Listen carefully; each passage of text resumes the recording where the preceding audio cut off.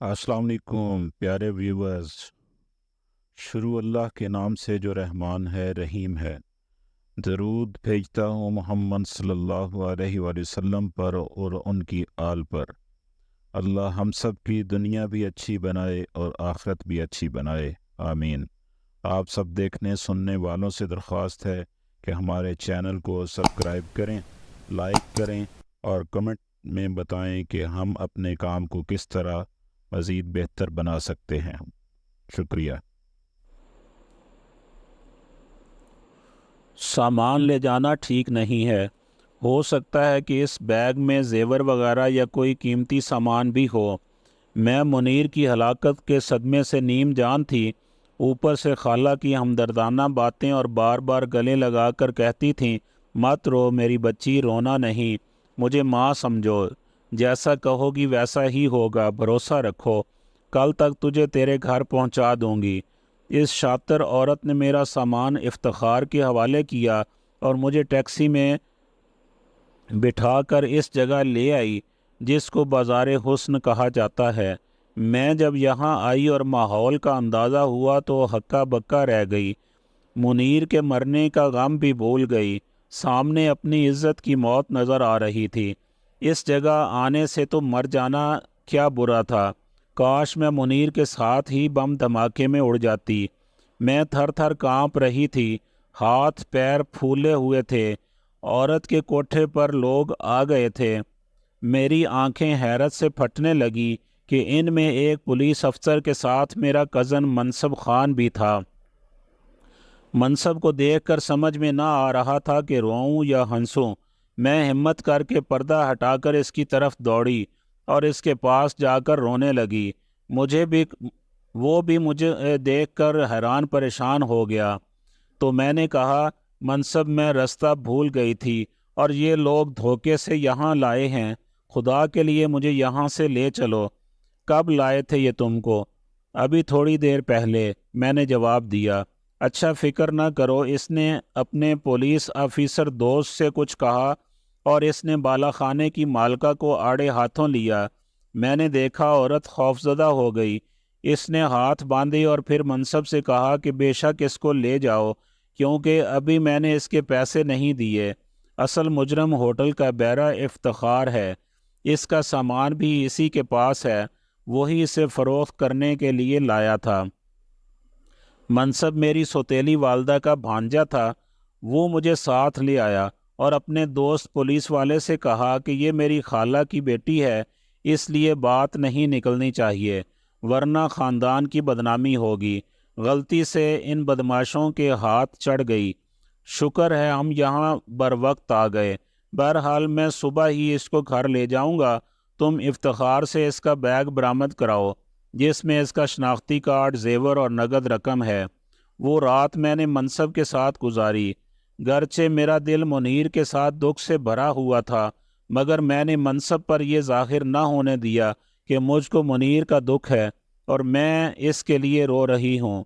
گناہ منیر نے میرے ساتھ نہیں کیا کیونکہ وہ نکاح کے بعد جائز رشتے سے ملنا چاہتا تھا تاکہ خدا ہم سے خوش ہو، مگر موت نے اس کو مہلت نہ دی۔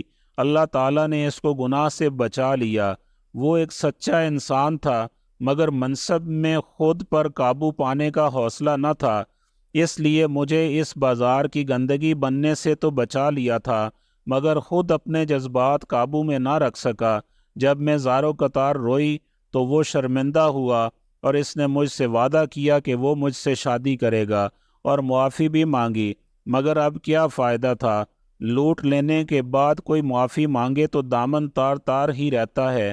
اگلے دن منصب مجھے گھر لے آیا اور میرے والدین کو سمجھایا کہ اس کو کچھ مت کہنا، جو غلطی ہوئی ہے اس کو معاف کر دیجئے اور شکر کیجئے کہ اس کی عزت اس بازار میں نیلام ہونے سے بچ گئی۔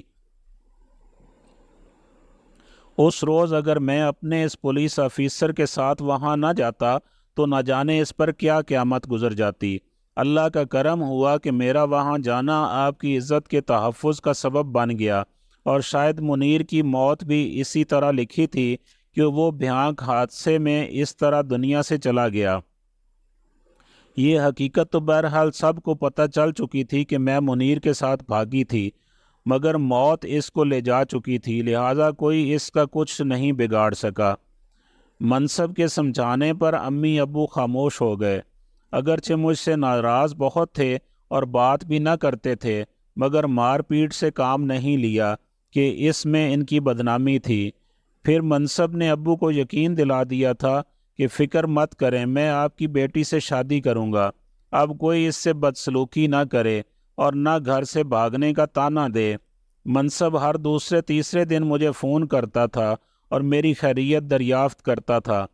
کبھی کبھی میں بھی فون کرتی کہ میری اندھیری زندگی کی اب وہ ایک ہی آس تھا۔ ایک روز اس کا فون نہ آیا اور میں نے بھی فون نہیں کیا، تو اگلے دن اس نے فون کر کے کہا کہ بشرا رات تم نے فون بھی نہیں کیا، کیوں؟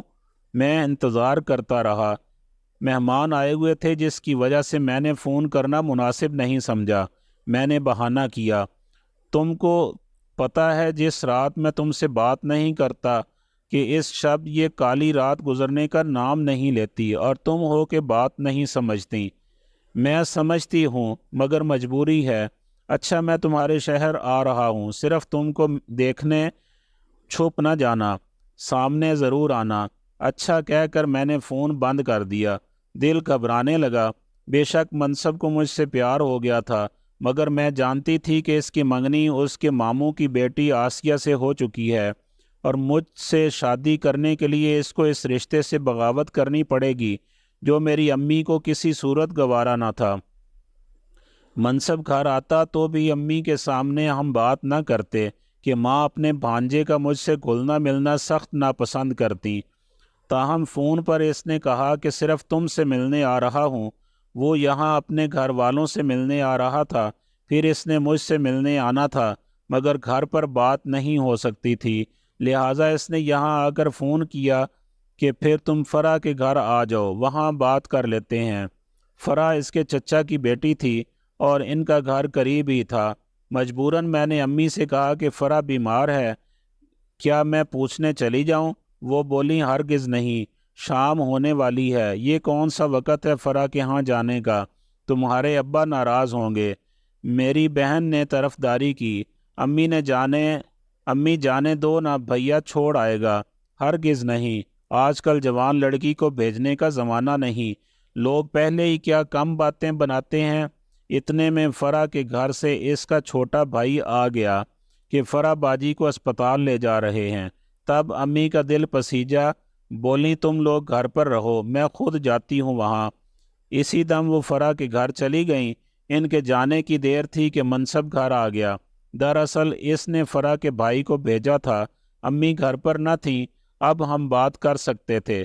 تب اس نے کہا، بشرا تم ماں کو راضی کر لو، کیونکہ تمہیں پتہ ہے میری ماں آسیہ کے علاوہ کسی کو بہو نہ بنائیں گی، وہ ضد کی پکی ہیں۔ یہ ناممکن ہے، تمہاری خالہ میری سگی ماں نہیں ہے، تم جانتے ہو تم ان کو راضی کر سکتے ہو تو کوشش کر کے دیکھو۔ میں ان کے سامنے زبان نہیں کھول سکتی۔ اچھا بتاؤ، اگر ہماری شادی پر کوئی راضی نہ ہو تو کیا تم مجھ سے کورٹ میرج کر لو گی؟ اس کی بات سن کر مجھ کو ٹھنڈا پسینہ آ گیا۔ کیا کہہ رہے ہو منصب؟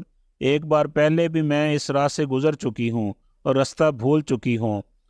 تم نہ ملتے تو تباہی میرا مقدر تھی، لیکن اس بار ایسا نہ ہوگا۔ میں جو تمہارے ساتھ ہوں، تم خود اپنے اور میرے گھر والوں سے بات کرو۔ منصب، میں کسی سے کچھ نہیں کہوں گی، کوشش تو کرو، اس نے کہا۔ آگے مقدر کی بات ہے، لیکن کوشش کرنے میں حرج ہی کیا ہے؟ یہ ناممکن ہے۔ ہاں، اگر تم میرے والد صاحب کو راضی کر لو تب شاید یہ ممکن ہو جائے۔ منصب نے گھر جا کر اپنی والدہ سے بات کی۔ اس کی ماں نے میری ماں سے کہا، امی نے اس وقت مجھ پر غصہ اتارنا شروع کر دیا کہ کیا تجھے اسی دن کے لیے پروان چڑھایا تھا؟ اب جو تیری خالہ کہہ رہی تھی مجھے تو سن کر شرم آ رہی تھی، تو مر کیوں نہ گئی بے حیا؟ پہلے ایک کے ساتھ بھاگی، اب دوسرے کے ساتھ دوستی کر لی ہے۔ منصب میرا خون ہے، کیا وہ تھوکا چاٹے گا؟ तुमने डोरे डाले भी तो किस पर? मेरे भाई की बेटी आसिया के हक पर डाका डालने जा रही है। बेगैरत, तूने हमें डस लिया है, हम तो बर्बाद हो गए हैं। अगले दिन खाला आ गई, बोली मेरा बेटा कह रहा है कि बुशरा के सिवा किसी से शादी ना करेगा, जान दे देगा। कैसी बेहया है तुम्हारी लड़की कि मेरा बेटा अपने मुंह से नाम ले रहा है।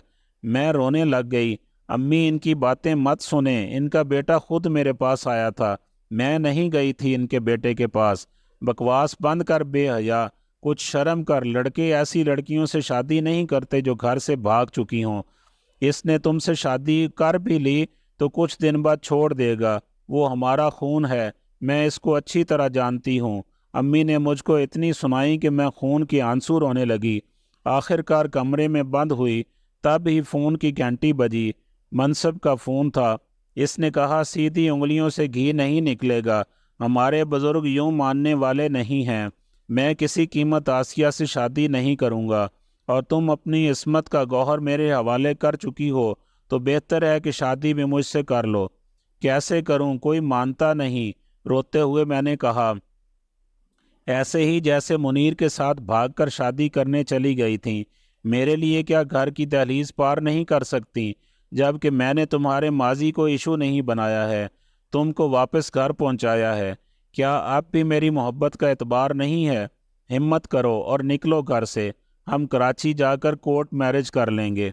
गर्ज वो मुझे उकसाता रहा और मुझे माँ की बातें याद आ रही थीं। तब बिन सोचे समझे मैंने कह दिया कि मैं आ जाऊंगी, जगह बता दो। इसने वक़्त और जगह बता दी और कहा कि मैं लेने आ जाऊंगा, घबराना नहीं। आसिया से छुटकारा पाने का बस यही एक तरीका है। मेरे दिल में भी सौतेली माँ के खिलाफ इंतकाम की आग भड़क रही थी, क्योंकि उन्होंने मुझे बहुत सताया और रुलाया था, बहुत गंदी गंदी गालियों से नवाजा था, बेइज्जती और अहानत करने में कोई कसर न छोड़ी थी। रात को मैं निकल गई, गरचे ज़मीर मलामत करता रहा। सारा दिन यही सोचती जाती थी कि जो मैं कर रही हूँ ठीक है। जब गाड़ी कराची के स्टेशन पर रुकी, मैंने इधर उधर देखा, मनसब मुझे कहीं दिखाई न दिया। 2 घंटे मैं प्लेटफार्म पर खड़ी इसकी राह तकती रही, इधर उधर टहलती रही। 2 नौजवान काफ़ी देर से मुझे देख रहे थे, मेरे करीब आ गए और आंख मार कर बोले, हमारे साथ चलोगी? मैं घबरा गई, पसीने पसीने हो गई। तो वो कह लगाने लगे कि यार वो नहीं आया जिसके लिए ये भाग कर आई है, ऐसा ही लगता। दूसरे ने कहा, तो चलेगी हमारे साथ? हा हा हा, इनके कह के मेरा पीछा करने लगे। शाम होने वाली थी और लोग अजीब अजीब नज़रों से मेरी तरफ देख रहे थे। काफ़ी देर हो चुकी थी। मैंने सोचा शायद अब वो नहीं आएगा, ज़माने की तो आदत है धोखा देने की। फिर भी दिल यही कहता था कि नहीं, वो ऐसा नहीं है। अब मैं सोच रही थी कि अगर मनसब नहीं आया तो मुझे वापस जाना पड़ेगा, मगर मैं किस मुंह से घर वालों का सामना करूंगी? ख़ास तौर पर अपने वालिद को क्या मुंह दिखाऊंगी, जिन्होंने पहली गलती पर मुझे माफ़ कर दिया था। हालांकि इनकी इज्जत नीलाम होते होते रह गई थी। अभी ये सोच ही रही थी कि अकब में कदमों की आहट हुई। डरते डरते मुड़कर देखा तो मेरी सांस रुक गई। मनसब था, मगर साथ अब्बू भी थे। अब्बू को देखकर जान निकल गई। अब अब्बू और मनसब आगे आगे थे और मैं एक मुर्दा लाश की तरह इनके पीछे पीछे चल रही थी। आखिर हम एक होटल आ गए। मुझे वहाँ छोड़कर अब्बू और मनसब चले गए निकाह का इंतज़ाम करने के लिए। अगले दिन मेरा निकाह था।